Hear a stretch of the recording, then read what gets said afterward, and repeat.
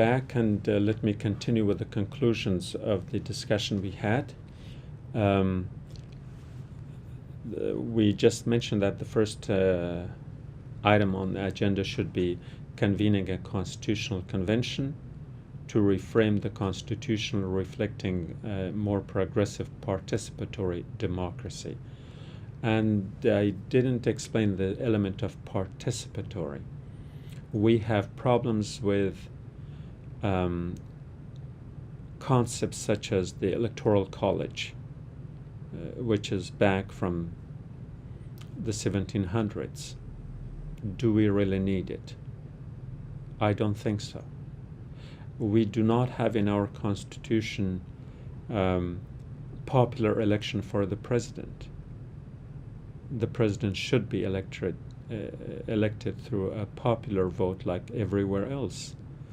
The countries that we have become model for in our political system are in some respects getting ahead of us because we are still working through a system that I think has become obsolete in the sense of having the Electoral College and winner-take-all elements and several other serious problems in our democracy, where those who run for government, especially for the high office of the President of the United States, they are concerned with a few what they call key states, and the rest of us are taken for granted because we don't have a popular vote. And all they are interested, and as they should be because the system calls for it, is to have the right number of electoral votes from the various states, especially the key states.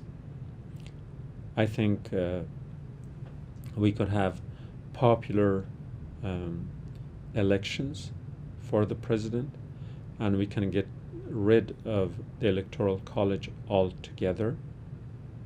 And the next item that I'm suggesting is that to raise the winning threshold for incumbent candidates progressively in each subsequent election in order to level the field in competitive elections. Let me explain that. We just talked about how incumbency is a problem.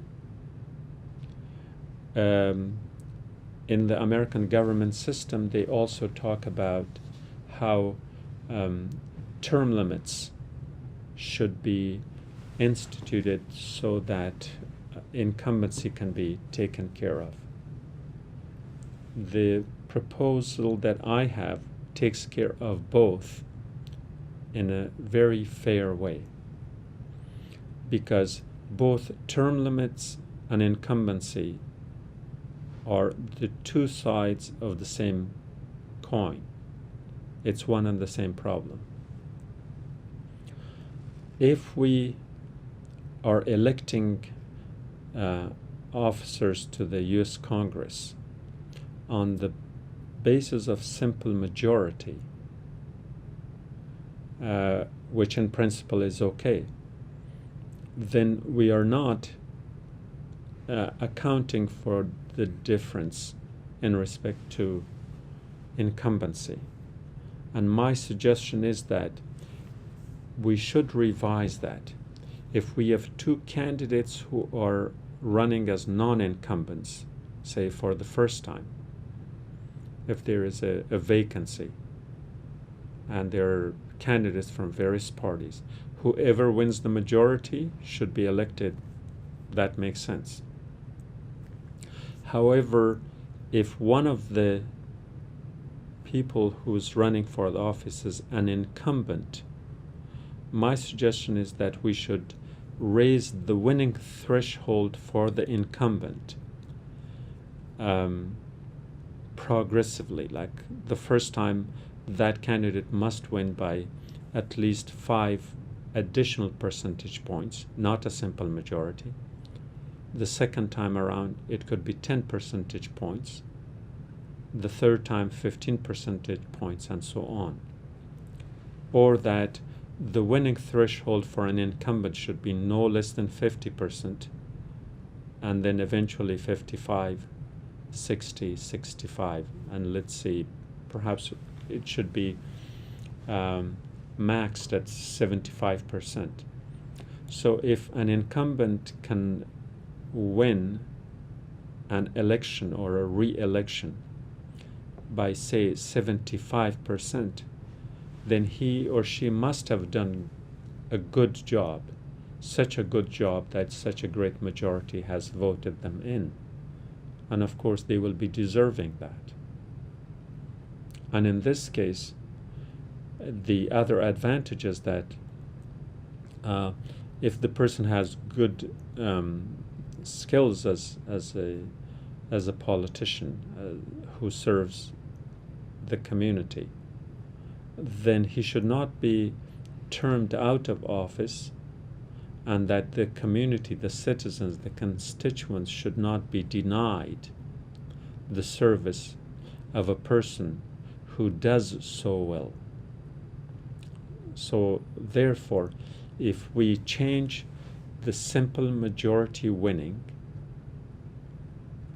to a winning the threshold for incumbent candidates to be an increasing one, a progressively increasing number, as I explained, either minimum 50% and subsequently 55, 60, 65 up to 75%, or by an additional 5% regardless of how the race, the numbers are divided up. That could make the democracy more representative. Another recommendation is, or conclusion rather, of our discussion is to update the political process to accommodate direct democracy via social media. We used to have elections that were conducted in an environment where this luxury at the time was, in a sense, a burdensome task for people to go to the ballot box from a generally rural America to counties and cities that were miles away, that took them away from their daily life of being engaged in agriculture. That was one of the reasons that election was to be held in November, which is after the harvest, because most Americans were farmers. And that was the reason that it was to be held on a Tuesday, the first Tuesday after the first Monday.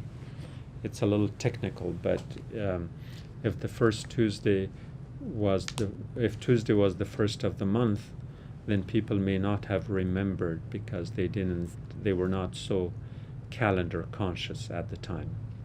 But the first Monday, the first Tuesday after the first Monday. So regardless, the point there is that the November election had to do with harvest, because the majority of Americans were engaged in farming.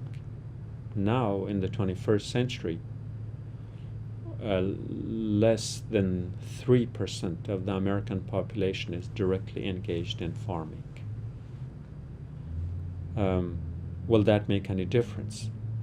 The other element was that no, it could not be held on a Sunday because people were very religious and they wanted to leave that day for their religious service or whatever else they may have wanted to do.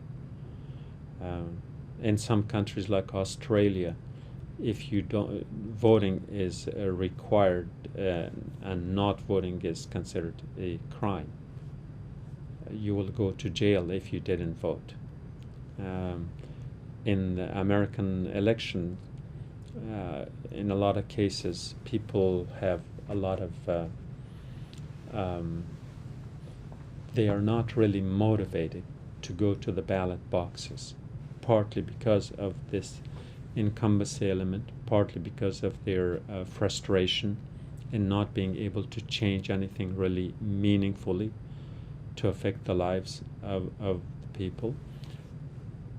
And so therefore I'm suggesting that we could use the social media. And yes, there are people who are uneasy about it because of what happened in the year 2000. But that in itself cannot be the reason, because we could improve upon it. We have digitized a lot of our other data collecting systems in the country. Why not election? I'm even thinking that we could probably even use that system that would have to be perfected and would have to have a lot of security mechanisms installed in them, so that eventually we could use a lot of referenda. Many of the decisions that the Congress make could be relegated to the public, referred to the public, and therefore becoming referendum or referenda. That could be that could speed up a whole lot of this legislation process.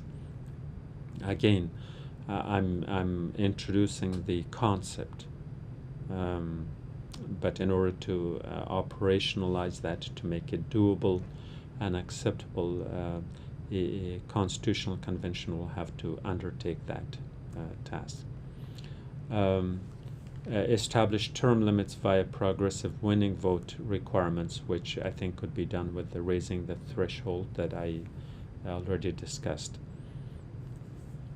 Now, from the discussion of several of these concepts, I think there is an implied reference to what I would call to subject any war-related decision to a minimum 2/3 majority vote of the citizens. Let me repeat that one more time. That to subject any war-related decision. Remember, we are talking about why are we so engaged in war, and yet we idealize peace. So in order to make that change, a reorientation from a war-footed economy and a warmongering, perhaps, a war-centered political system to a peace-centered, one of the ways would have to be that any war-related decision in the U.S. government and primarily in the U.S. Congress has to be done on the basis of a 2/3 majority vote. Again, either of the citizens or that of the Congress. And I would personally prefer it the citizens, because it's often the Congress that votes for a war, but it's the citizens who put their lives online. In other words, the average citizen pays with their life, with their blood, for a decision that a congressperson makes. And in most cases, I'm assuming, and I hope this assumption is not too far off, that in most cases, the people who vote for war themselves either do not participate directly, and in many cases, even their children don't. And yes, of course, there are exceptions. And there are cases where those who are more bent on war are the ones who run away from war when it was their turn to serve their country. We talked about the chicken hawks were the ones who were participants in the New American Century, the neocons, who took the country to a war, and we are still stuck in that war. But they themselves, when it was their turn to serve the country, they basically went the other way. They dodged the draft, if not literally, at least in a politically manipulated way. We have to define the accountability of the national leadership at the global level. Like I said earlier, the very few cases where we have had, just like in the Nuremberg trials or at the International Criminal Court, where certain leaders of generally third world countries, and a few in case of former Yugoslavia, were brought to justice. And that is not applied uniformly to European and North American leaders. And the reason this is critical is that it's because it's the decision of the European and North American leaders that is who are responsible for more of these wars. And I'm thinking that yes, you can bring some Africans and Asians and Latin American leaders to that court, but let's not making it a kangaroo court of sorts for the international consumption, that there is an accountability, but only for some. And the way we see it, at least in the American political process, is that I think starting with the Reagan administration, or perhaps earlier, that every American president had to engage in some kind of a foreign adventurism, military adventurism, an invasion of Grenada here and an invasion of Iraq there and so on, so that they can prove to the American citizens that they are quote unquote strong on defense. And that very term of being strong on defense should be turned into strong on peace, which hasn't caught up with the American political psyche at this point, but it's time to do so. So that the people of another country have to pay the price of dying under invasion, an attack, or some sort of military operation, whether it's in Iraq, Syria, Afghanistan, Somalia, and the list goes on, Libya, so that the American president would look good. By good, I mean quote unquote strong on defense, so that they can be elected or re-elected. The people of the third world have to pay the price. That's how they are now. They shouldn't. I'm also suggesting that we revise the Geneva Conventions to enshrine human rights and human dignity without cultural relativism in its new provisions.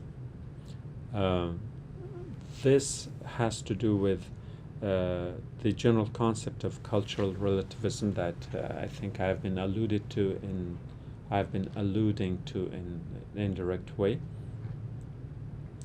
is that we should apply the laws of the international bodies uniformly to all leaders around the world, and if we are to accept certain principles, such as those of the Geneva Conventions, for example, to respect the sovereignty of a nation.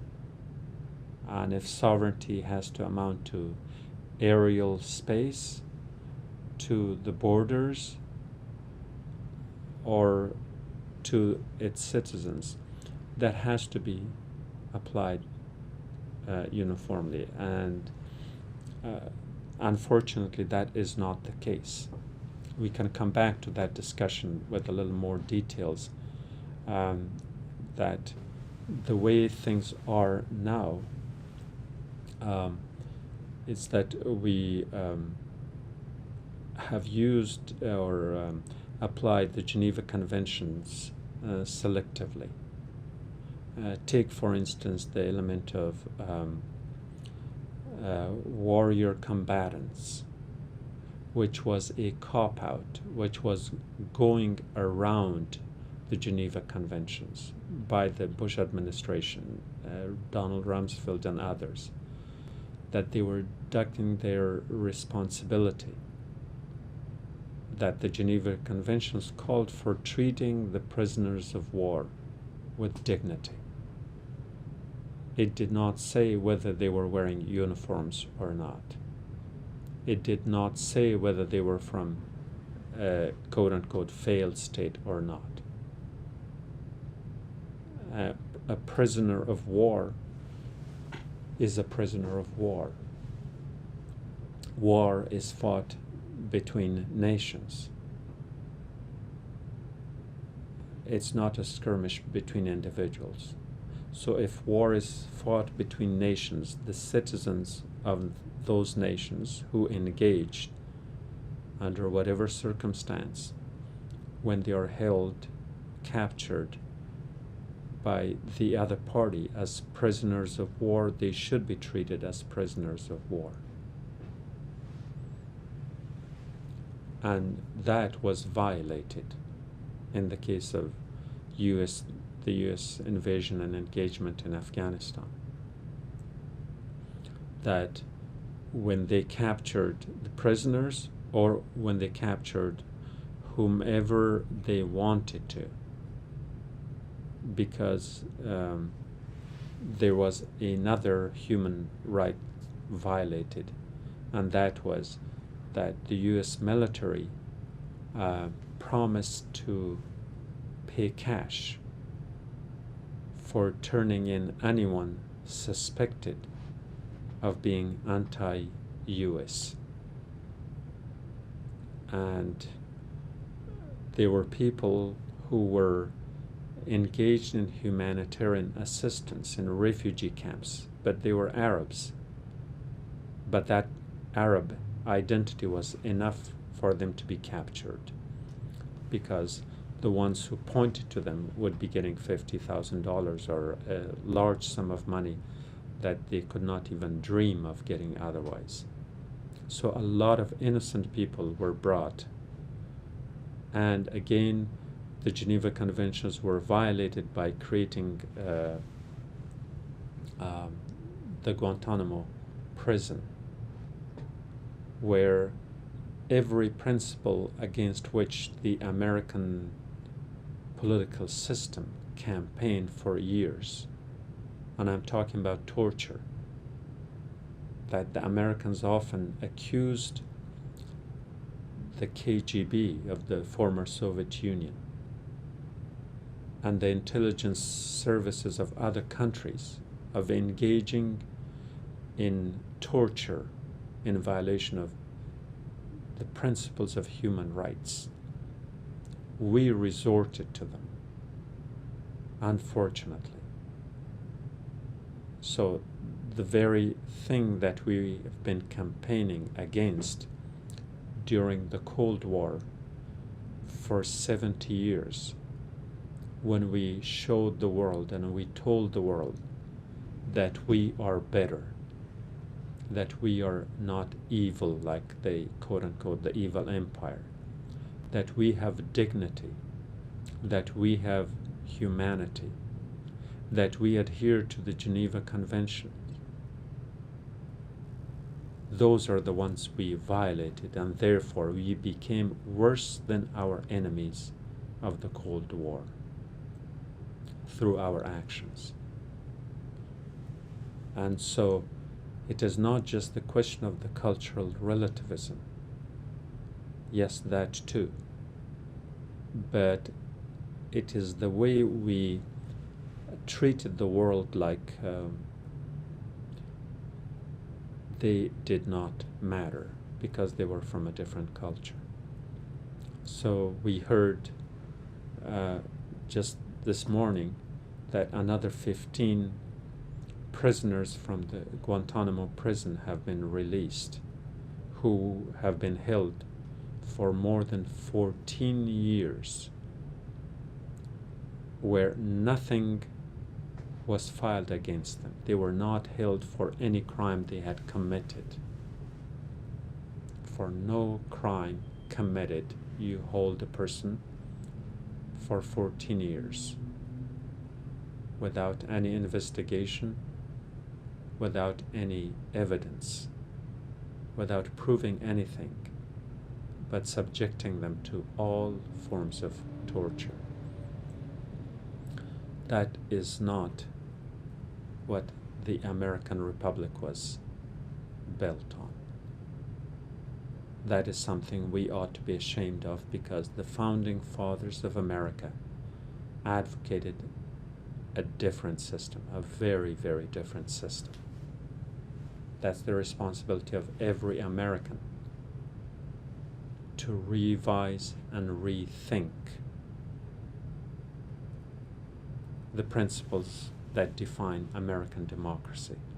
We are violating it at every turn. Human dignity in the 21st century has become a relative term. Only we have it. Only when our people are captured as prisoners, we demand of other nations, but we do not reciprocate. That is not the way to symbolize democracy, to idealize democracy, to claim to be the beacon of democracy. It's in action. It's not in words. And the human rights, again, becomes another convenient tool in the hands of those who can manipulate political situations. Where are the human rights of the people who are held in the Guantanamo prison for no crime of their own? Yes, there must have been some, but they were under the control of the United States. And just because the territory is in Cuba, that shouldn't deny them their day in court. This in itself shows our weakness, the weakness of our system, that we were not ready to face them in a court and bring a case against them to show what their crime was. What crimes have they committed, so that they can pay a price for a crime and become a symbol for others who would in their turn stay away from committing such crimes in the future. Most of these were people whose crime was their identity and whose crimes were being at the wrong time, in the wrong place, and falling into the wrong hands for money, for power, or for medals. That is shameful. We may not want to admit it, but truth is not always easy to hear. You have to be brave enough to listen to truth. We could also talk about pursuing the fundamental reform, the recognition and the democratization of the United Nations to reflect a fair and a balanced representation of the different regions of the world. That is a mouthful, I know. And we can discuss this further. And this has nothing to do with the United States internal politics, but it has to do everything with the role the United States plays as the major power and as the signatory of the United Nations Charter in San Francisco, 1946. And so therefore we are responsible for rectifying that, for correcting that, and for making it more democratic. So let's take a short break, and we will be back to discuss that.